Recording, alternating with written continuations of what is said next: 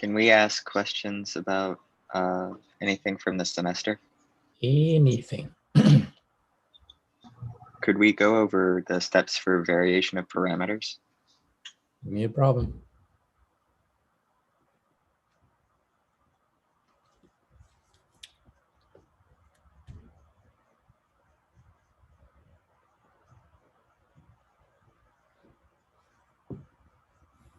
Thank you.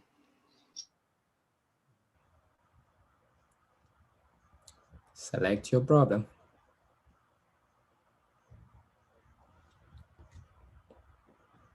Notice variation of parameters. I've got to find my homework real quick.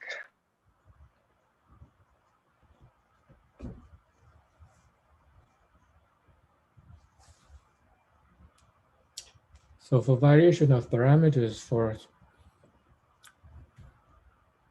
so one thing you need to solve the homogeneous problem. I'm waiting still for the problem.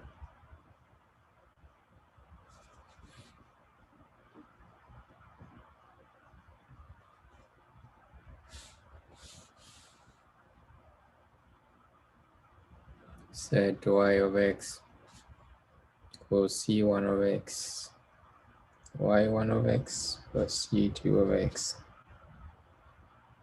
y2 of x. Form the system c1 prime of x, y1, c2 prime of x, y2 equals 0, c1 prime of x, y1 prime, c2 prime of x, y2 prime equals f of x over a of x. And this is for the equation a of x, y double prime plus b of x, y prime plus c of x, y equals f of x.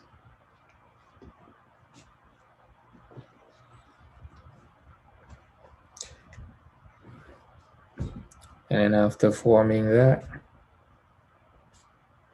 solve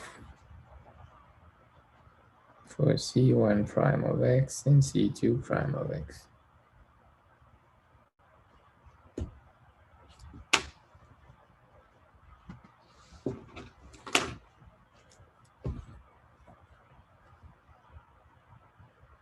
And that you have w,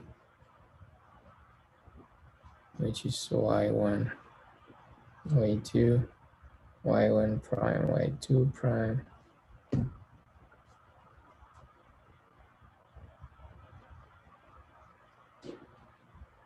and then c1 prime. When you solve here, you get negative y2 f of x over a of x times w, c2 prime of x equals y1 f of x over a of x w. I'm still waiting for your problem. Yeah, integrate.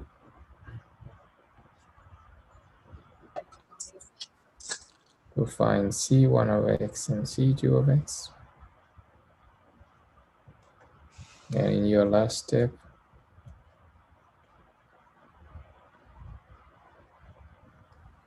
log into. I've got my problem ready. Whenever you're ready for me to read it out. y1 of x plus c2 of x, y2 of x. So that's the method fully explained.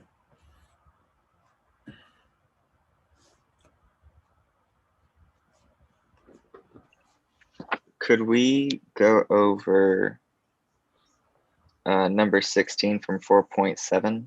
That's out the book here, example. Sorry, what you just I said just read the problem. Okay. Y double prime minus 2y prime plus 2y equals e to the x times secant x.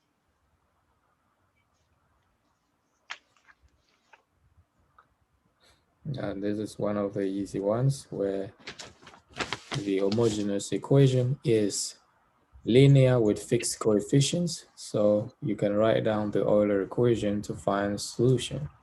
And it's not always going to be the case that it is linear with fixed coefficients, right? Because the method applies even if the equation doesn't have fixed coefficients. That's why you had a of x, b of x, and c of x. Now here, right there, you go to step one, homogeneous equation. I double prime minus 2y prime plus 2y equals 0. This we should be specialists already for this one. So we write the Euler equation, lambda squared minus 2 lambda plus 2 equals 0. And you find lambda 1, 2 equals 1 plus minus I. You solve that using the quadratic equation. And so because you have complex number, the solution is e to the alpha x.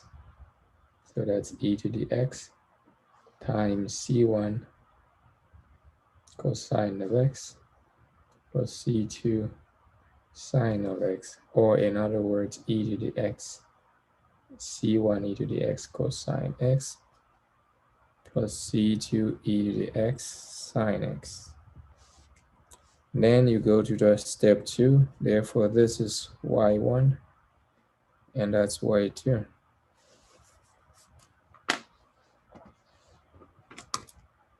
And you make those c1 and c2 constant functions, so this becomes c1 of x e to the x cosine x, that's y1, plus c2 of x, and y2 e to the x sine x. And then in step 3, that's a form the system of equations, so that's c1 of x times y1, which is e to the x cosine x, plus c2 of x prime prime times e to the x sine x equals 0. And the second equation, which is c1 prime of x times the derivative of this function, which is gonna be cosine x minus sine x e to the x plus c2 prime derivative of this, which is going to be sine x plus cosine x e to the x equals, on the right hand side is f of x over a of x. F of x is e to the x secant of x, and a is 1, so that's what you get. And that's the system you need to solve. You compute w, that is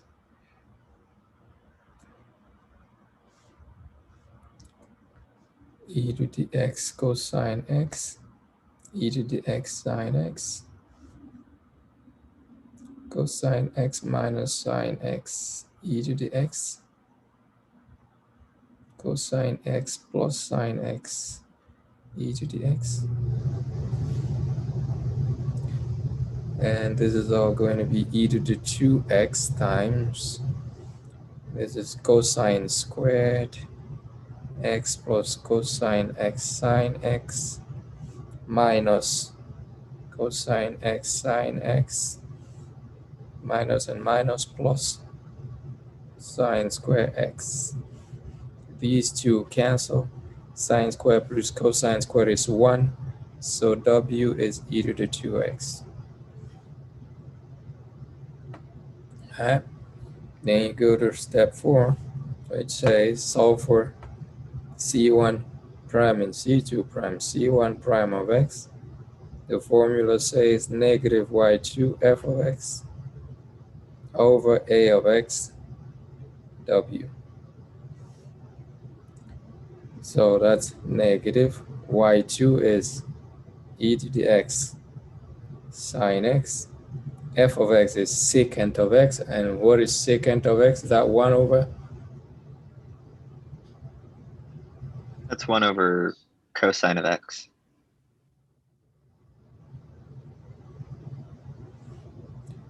Divided by w, and w is e to the 2x.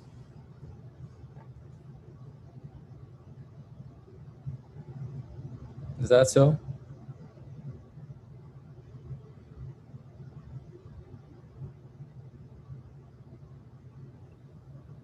Yeah, that makes sense.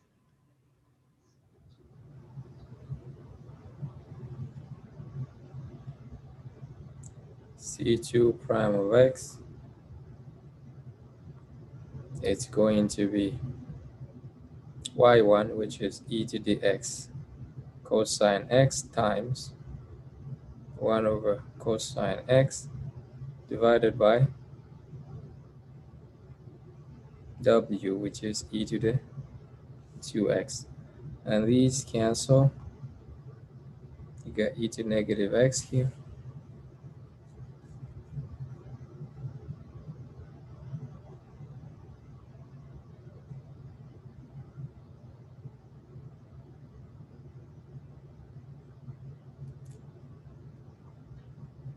And the next thing you do is you integrate each of them. So you can integrate the first one. You will get that c2 of x is negative e to negative x plus c2. That comes out easy. And c1 of x is what here?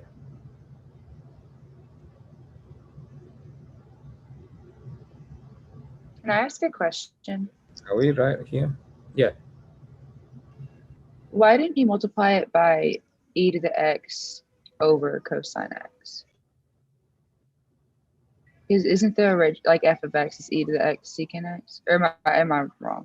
That's the secant I'm seeing, and I have a mistake right here because that's e to the x is missing, and that's why I'm asking now the question, what is missing here? Because we are not going to be able to integrate this if we don't have that e to the x there. So you got e to the x here, and that cancels to be 1. And that's why you can integrate here, because if there's no e to the x there, there's no way you're going to be able to integrate that thing. So you integrate this, you're going to have x plus c2. And then the other one simplifies now, the e to the x cancel. And so this is negative sine x over cosine x. And that integral is natural log of absolute value of cosine x plus c1.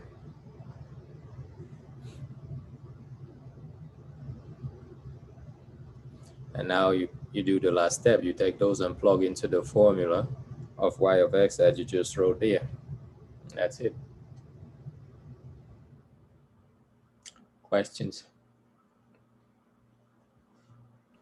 Thank you.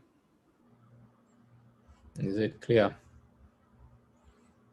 And always need to be careful with the functions that you're using. Right here, see, if we miss this e to the x here, we would find c2, but it would be very hard to integrate for c1 because you have e to the x and tangent, so you won't be able to integrate that.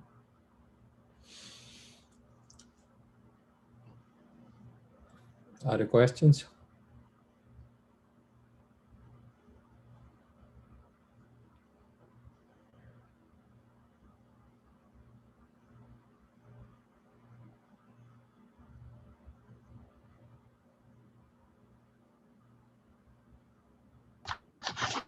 Yeah, I've got a question on method of undetermined coefficients.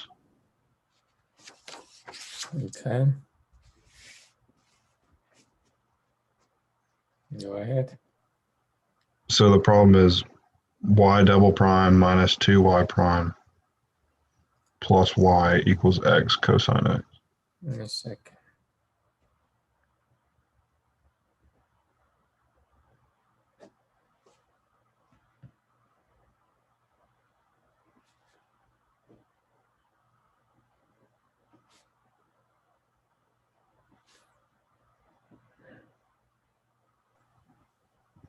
The first thing is first, how are we solving the question when it comes to that? So the first thing is, that's the problem. Method of undetermined coefficients. What is it about? How do we use it? So you have the problem a y double prime plus by prime plus cy equals f of x, where say f of x can be a polynomial of degree n times e to the alpha x times cosine of beta x, or polynomial of degree n e to the alpha x times sine of beta x. So this is the general thing that takes into account all the cases that you can have for that problem.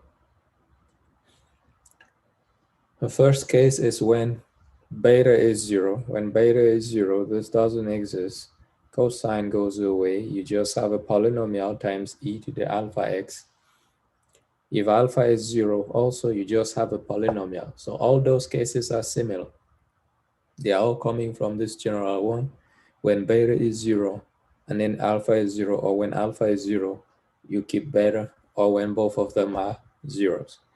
And you can solve it the same way by just going through the steps that I'm going to give you now. No matter what is the type of problem that is given to you with any of these forms, first thing you do,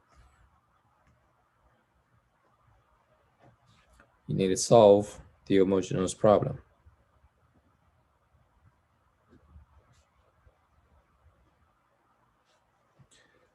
And then find lambda 1 and lambda 2 solutions of the Euler equation. Step 2, and the most important one, is to figure out what should be the form of the guess that you want to have. What should be the form of the guess function that you want to have? It is on this step that you determine that.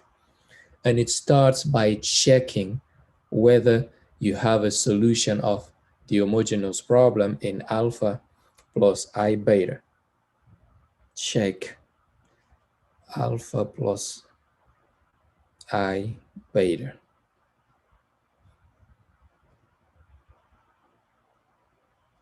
So 1, if alpha plus I beta is solution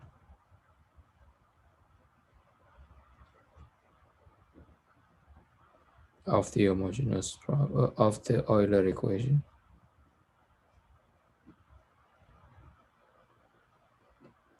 in this case, assuming that beta is not 0, right?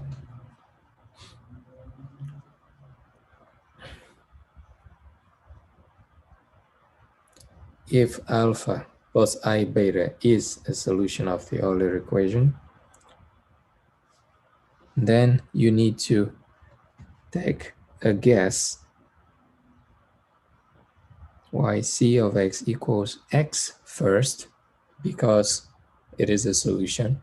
You first get x, then you multiply by a polynomial of degree n times e to the alpha x cosine of beta x plus another polynomial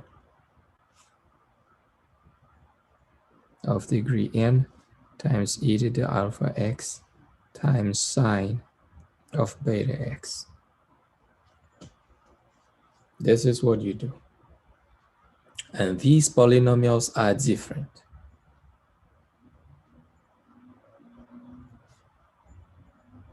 If alpha plus I beta is not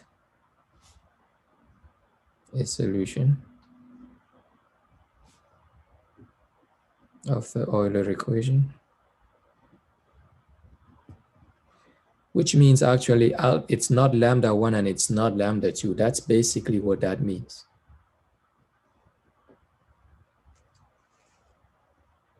If it's not, then you don't multiply the solution by x. So you just check q1n of x e to the alpha x cosine beta x plus q2n of x e to the alpha x sine of beta x. Now, if beta is 0, which means you don't have cosine and sine, this means no cosine and no sine. That's the only case when you get that beta 0. Then you will not have the cosine and sine up here. That's it. You will just have one thing. So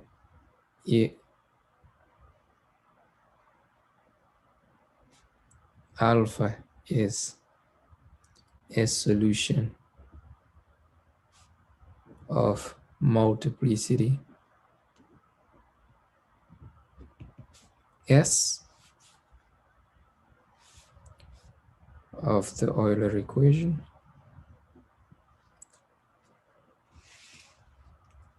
then yc of x is x to the power s pn of x, qn of x e to the alpha x. Even if alpha is 0, it doesn't matter. It just means you will not have e to the alpha x there. And the case alpha is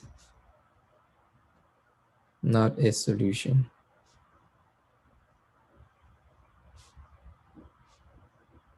of the Euler equation,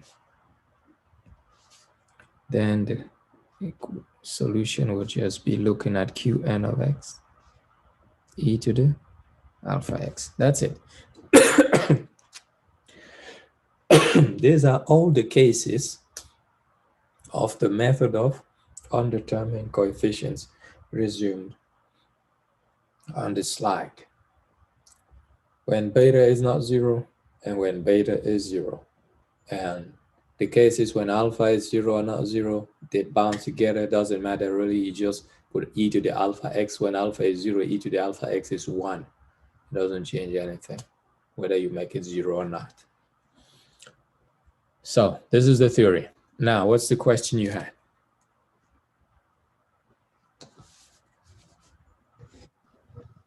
It was y double prime minus 2y prime plus y equals x cosine x. All right, so right here, we can find that alpha is 0 because there is no exponent. Beta is 1 because it's cosine x. So that's what you identify right away. And so alpha plus I beta is just I. Very important. That's the guy that you need to use to check on step 2. And so you start step 1. So y double prime minus 2y prime plus y equals 0. Euler equation, that's lambda squared minus 2 lambda plus 1 equals 0. So lambda 1 equal lambda 2 equal 1. And so the solution of the homogeneous problem is C1 e to the x plus C2x e to the x.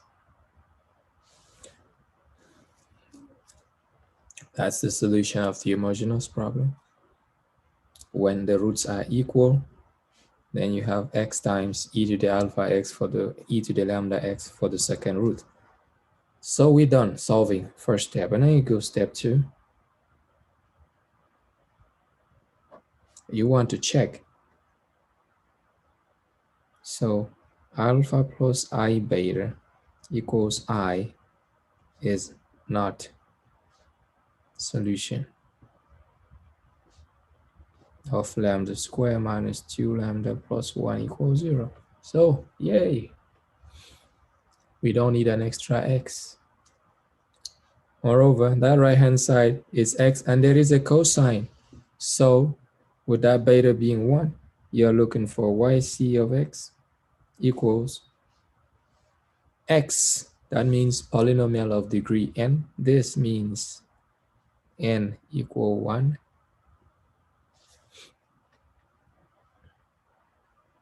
So you need a polynomial of degree 1, that is ax plus b cosine x plus cx plus d sine x. And no extra x because alpha plus I beta is not a solution of the homogeneous problem. That's it. And all you have to do now is take the derivatives of this function and track the coefficients of the basic functions to solve for the constants that we have in here.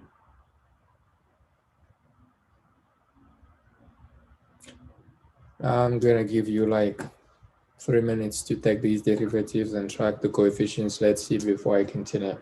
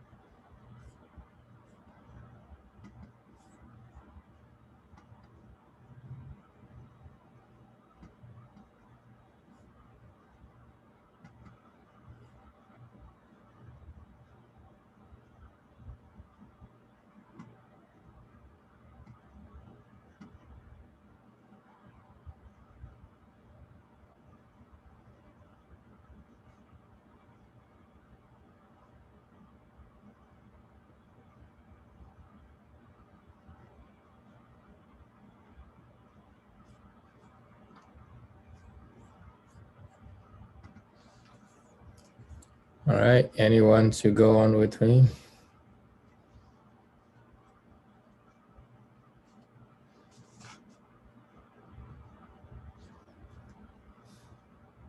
Michael?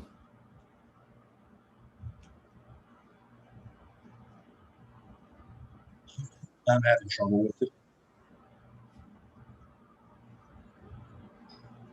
Having trouble taking the derivatives to track the coefficients?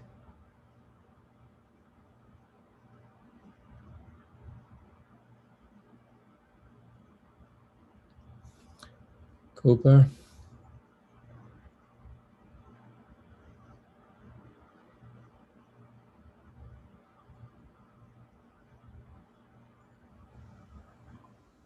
I'm also having a good bit of trouble on this one. I'm sorry.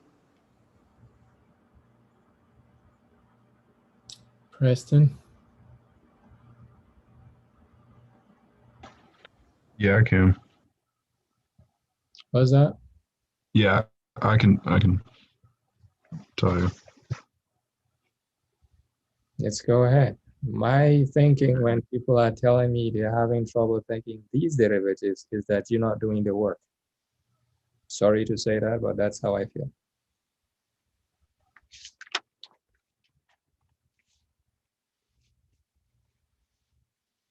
Let's go ahead. So the first derivative is going to be negative ax plus b Yeah, times sine x plus a cosine x all right. plus c of x plus d in parentheses Mm-hmm. cosine x plus c sine x. All right. And then, The second derivative is going to be negative a sine x minus a sine x mm-hmm. minus ax plus b cosine x plus c cosine x plus c cosine x. This was minus a, right?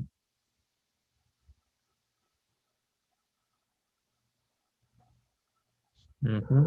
E cosine. Yeah, And then you plus c cosine x.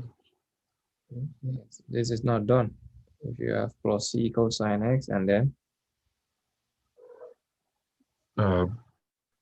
Minus cx sine x or cx plus d sine x.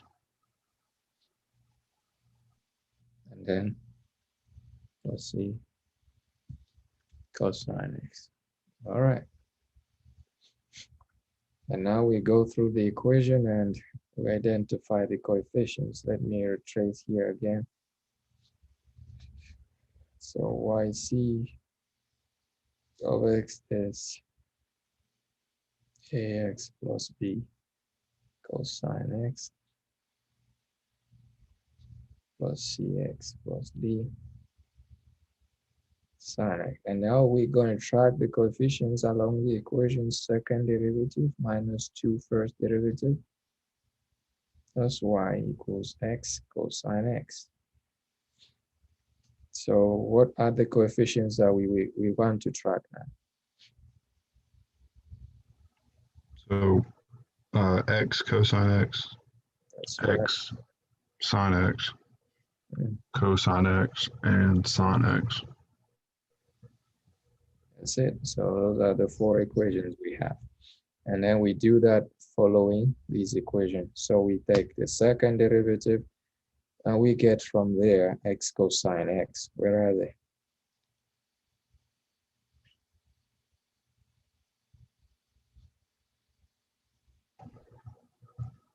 So that's going to be negative a That's right.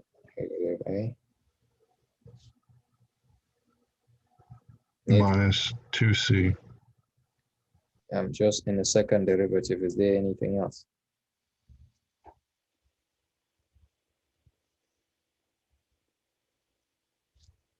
No, that's the only one that's x cosine x. Yeah. And then you still stay with that second derivative and take x.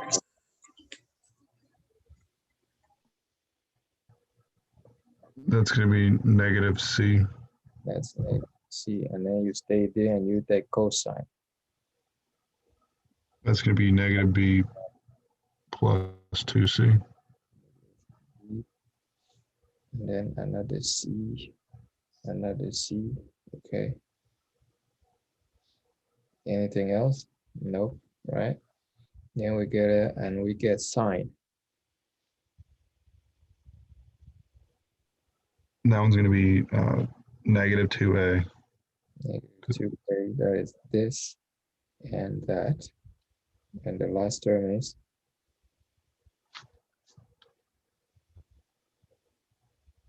Minus D.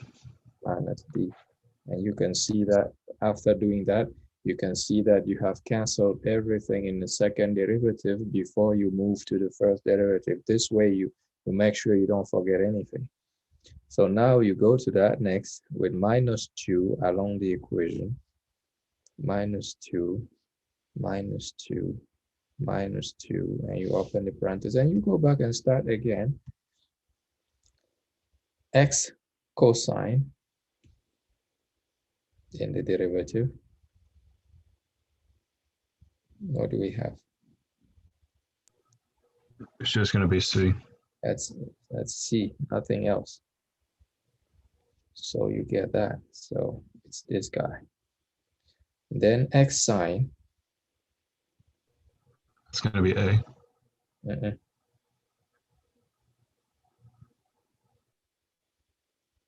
It's negative A.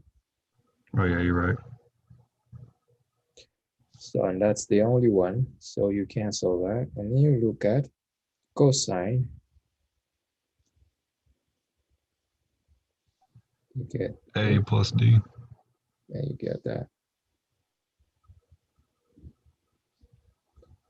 And we are done with the cosine, so we look at sine. It's going to be negative B plus C.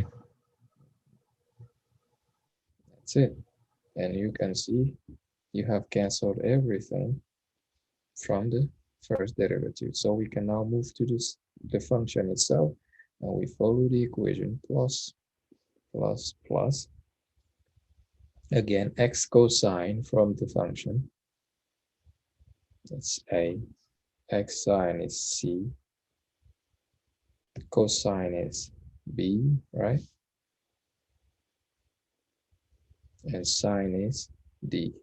That's it. Equal, equal, equal, equal.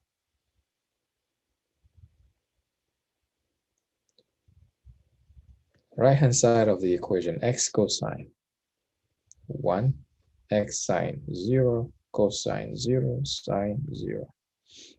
And that's how you get the system of equations that you need to solve.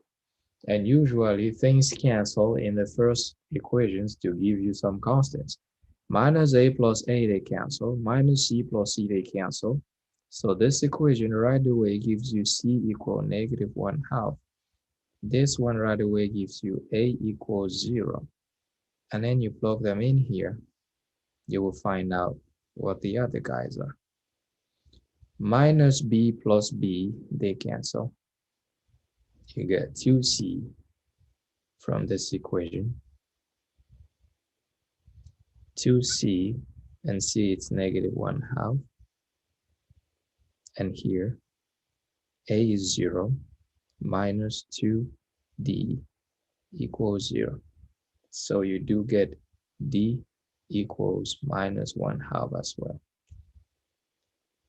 And then you have all of that minus d plus d, they cancel. A is 0. So you get C. You get B equals C.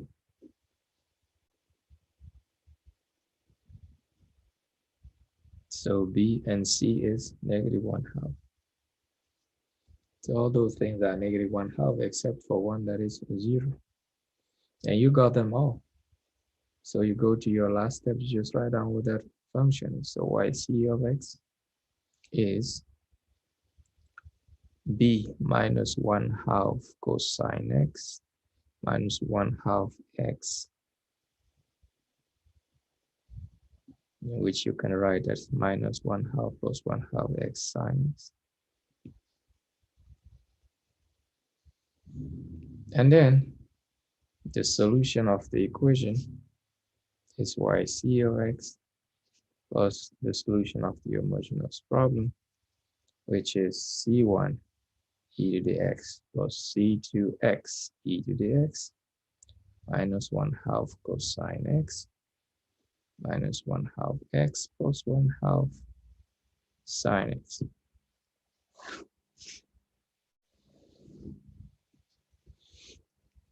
All right, thank you. Next question.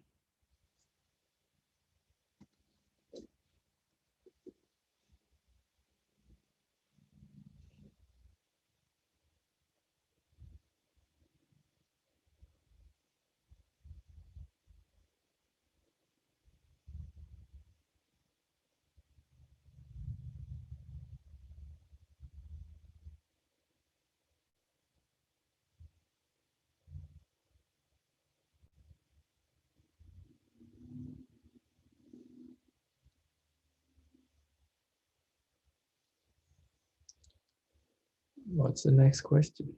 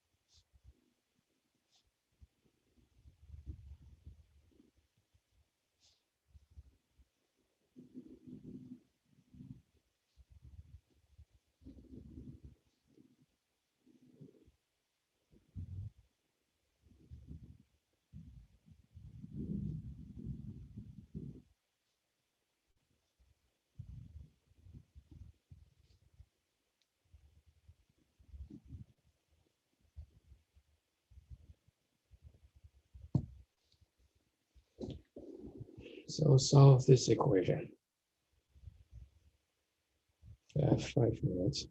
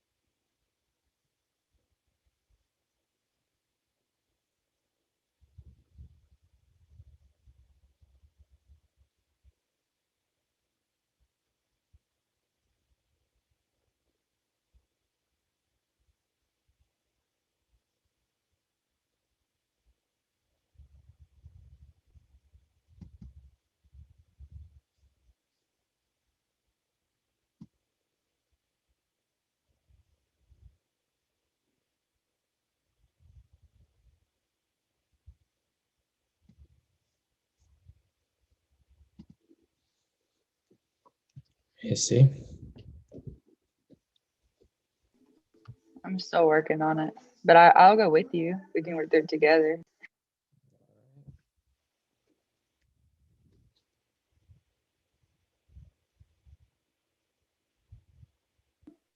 The first thing I did was changed it to the M's. Is this like a Cauchy-Euler equation? It is the Cauchy-Euler equation.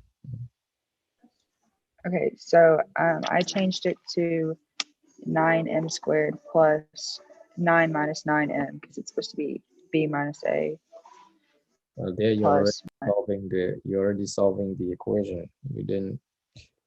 I thought you wanted to change the equation first.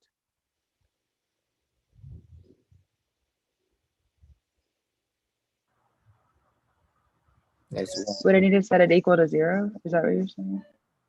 No.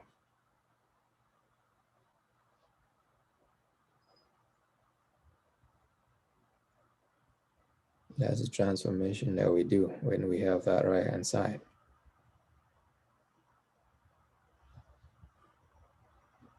And that leads to the equation that you're talking about,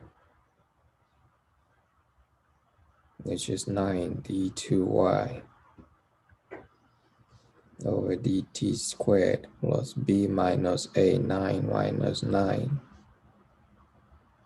dy over dt. That's y equals, and now here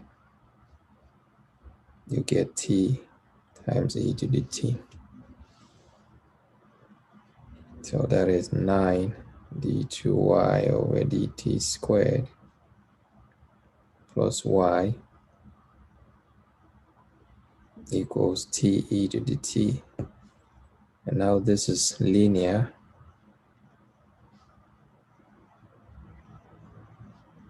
With fixed coefficients, and it goes back to the problem that we just solved.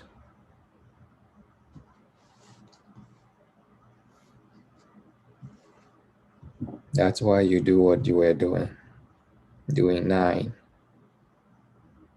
m or lambda, it doesn't matter. 9 lambda squared plus 1 equals 0. So lambda 1 2 is plus minus 1/3 of I because of the plus that you have there. And so the solution would be capital Y of t equals C1 cosine of 1/3 t plus C2 sine of 1/3 t.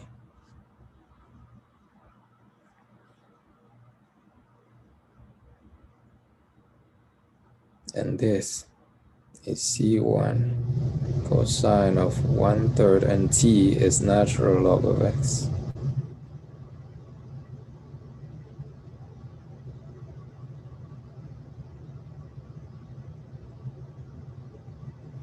Then you go to the next step, which is undetermined coefficients.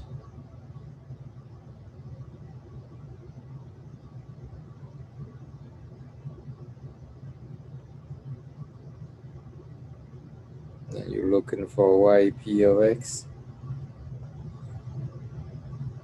And here for, of course, of t, because we are looking at the equation in terms of t. In terms of t, you have a polynomial of degree 1, so that is at plus b times e to the t for that. And now you check if alpha equal 1 is a solution of the homogeneous problem. It's useless because the solution of the homogeneous problem is complex, so it's not. So we don't need to multiply by anything. So this is what we are looking for. Then you can take the derivative. That'll give you a e to the t plus at plus b e to the t. That's a chain rule, a product rule. And then you take the second derivative. That's a e to the t plus a e to the t plus at plus b e to the t.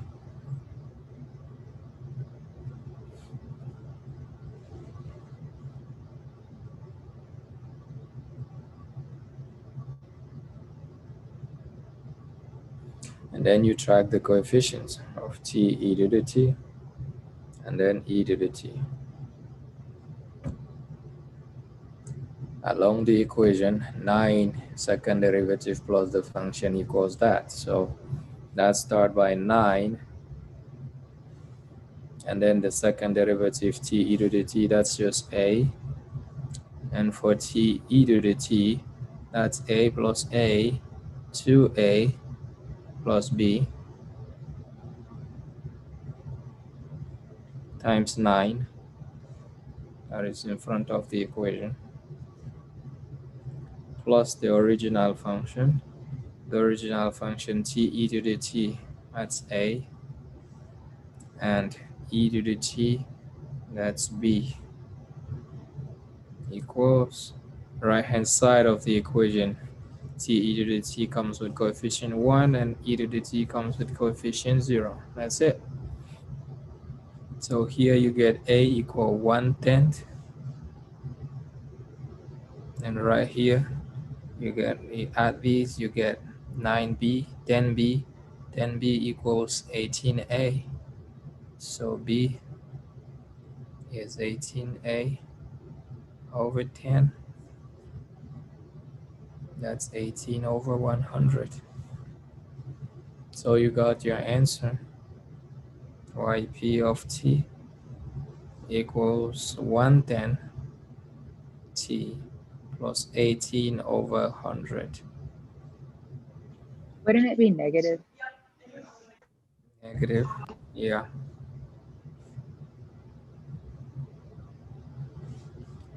And then e to the t, which in terms of x turns out to be 1/10. X is natural log of t.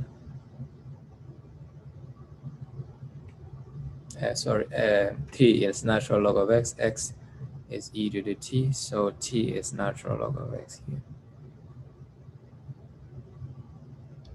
Minus 18 over 100, and e to the t is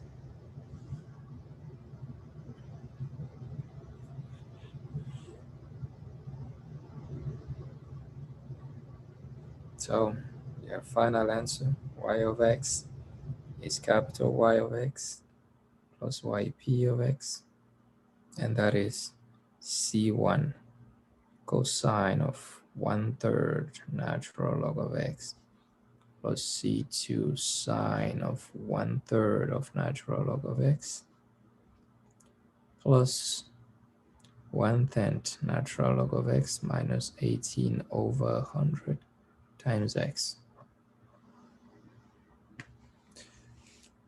That's how the problem is solved.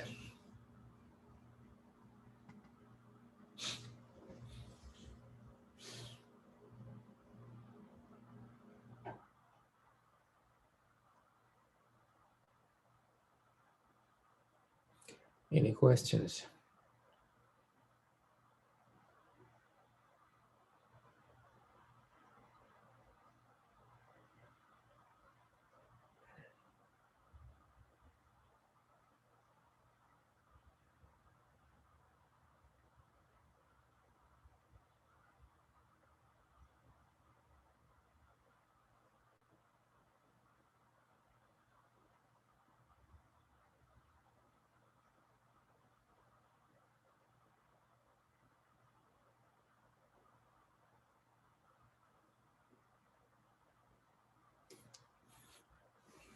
Any other questions?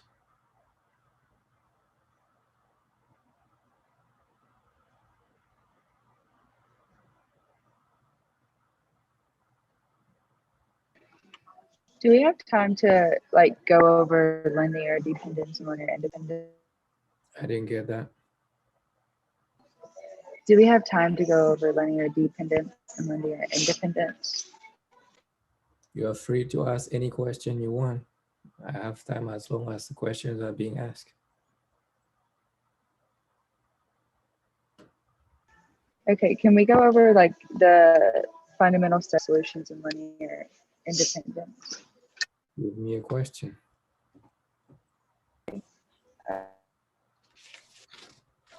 It's one that we've already worked in class. It's just like, I don't know, I just want to go through it again. It's just, are the functions x natural log of x, and x squared natural log of x linearly independent?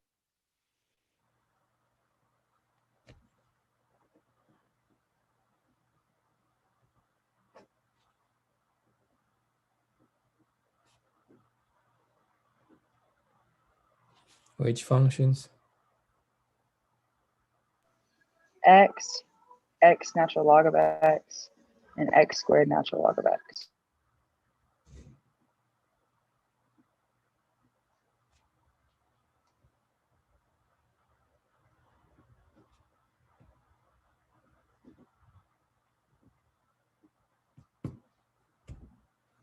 Now my question is, how do we decide whether a set of functions is linearly independent or not? We compute the Wronskian. Compute the Wronskian. And how do we decide after computing the Wronskian? If it's not equal to 0, then they're linearly independent. And that's right. So that's all we need to do.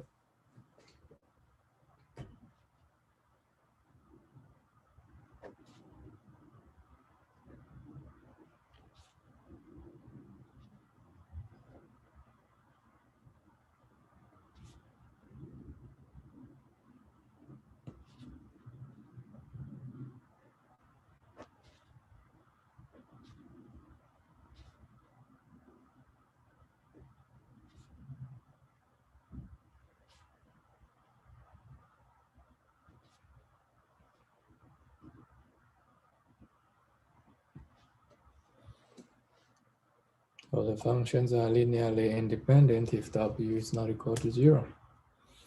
Now you go ahead and compute the Wronskian.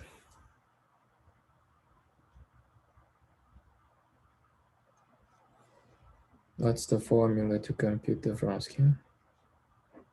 In this case, Do you want me to go by like each row or each column? what column? Because it's like you put all the functions on the top row, and then put the derivatives under. Now what are the derivatives?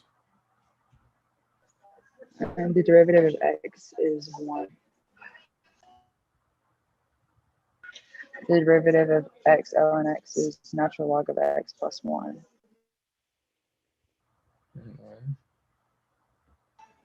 And then the next one is 2x natural log of x plus x.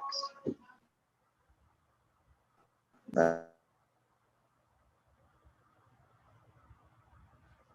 then And 0. And then 1 over x. And then 1 plus 2 plus 2 natural log of x. that's what you do. So you put the functions, you put their derivatives, you put the derivatives of their derivatives, and now you compute the Wronskian. Now, how do we compute this? First of all, you choose a row or a column to split. If I choose this, then I'm going to have work inside. If I choose that, then I'm making my life easier by not having to multiply by this bunch of things here. So I can choose to split by this column, so I will have easy determinants inside. So I choose to go by the third column. So third column and first row, I'm going to have x squared natural log of x, and then I'll be left with 1, 0, 1 plus natural log of x, 1 over x. minus third column, second row. That's going to be x plus 2x natural log of x. Then you write down the determinant that you get there. So that's going to be x 0, x ln of x, 1 over x. And then plus third column, third row, 3 plus 2 natural log of x.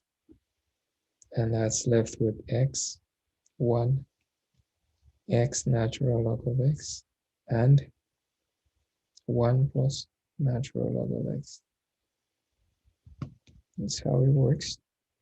And so here you get x squared natural log of x times, and this is 1 over x just minus 0 minus x plus 2x natural log of x.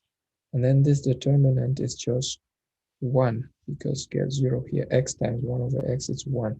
You see how easy it becomes when you do that, even though from the beginning you would have thought that it's going to be harder to compute this way. And then the last one is 3 plus 2 natural log of x. And this is x plus x natural log of x minus x natural log of x. So that's just x. So the determinants that are inside are really very easy. And so this is x natural log of x minus x minus 2x natural log of x plus 3x plus 2x natural log of x. So 2x natural log of x cancels with that. So you're left with x natural log of x plus 2x. So that's the Wronskian of the three functions, and this thing is not 0. So therefore, the functions are linearly independent.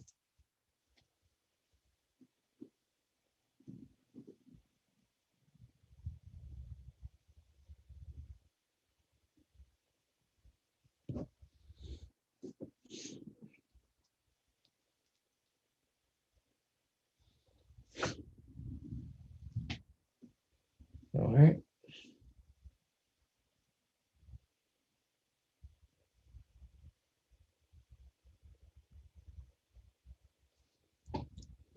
I still waste so minutes. Oh, look at this.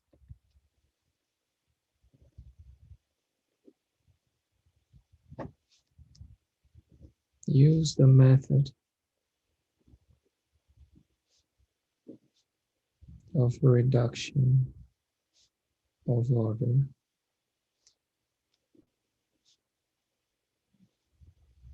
to find a second solution.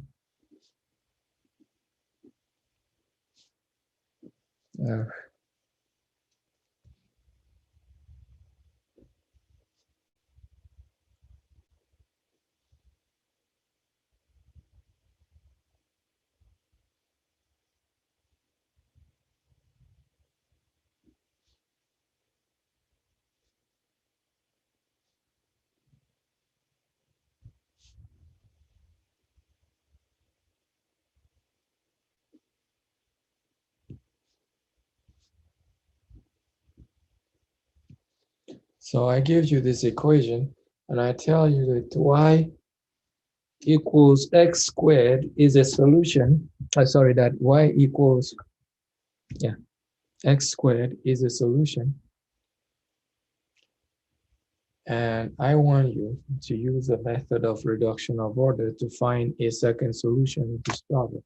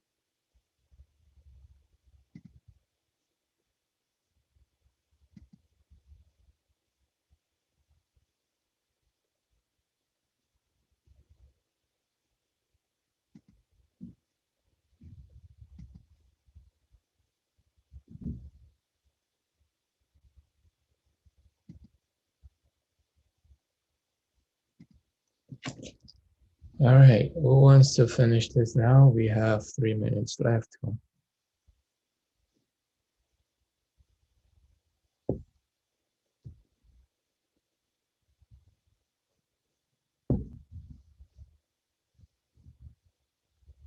I'll work through it with you if no one else will. All right, go ahead. The first step is to standardize. So you divide both sides of the equation by x squared, right? Mhm.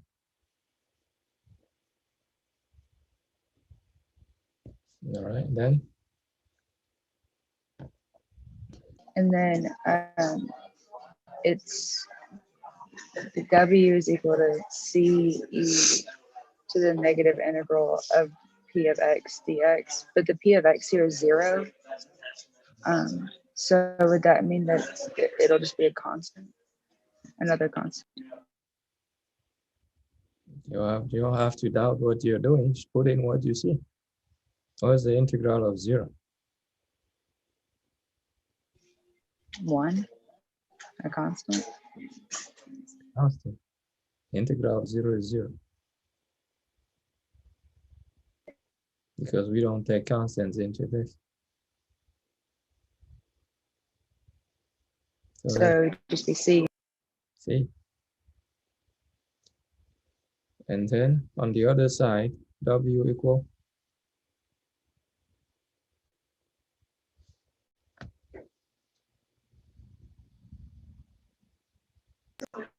W also equals y prime u prime of x times y1 squared, right? Yeah.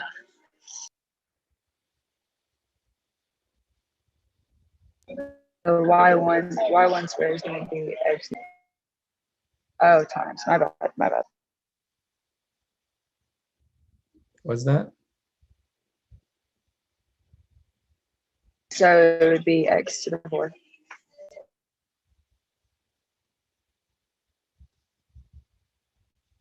So u prime of x is c over x to the 4th.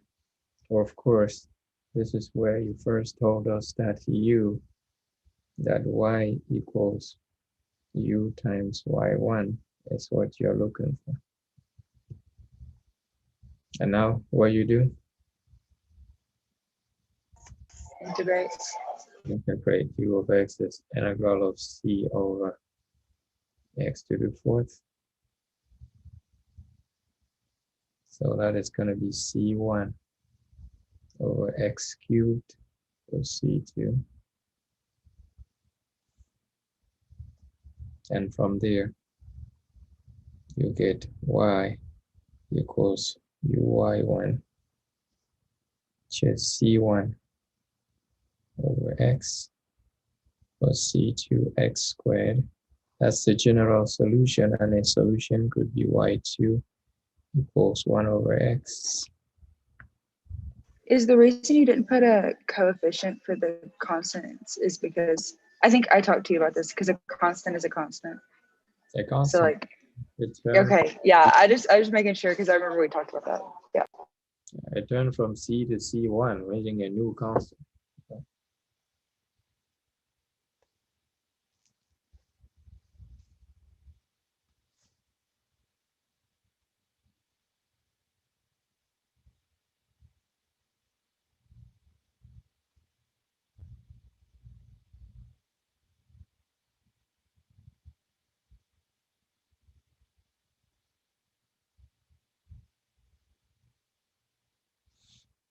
That's it. Time's over. I'll see you on the final exam. Thank you for taking the course. Thank you. Thank you.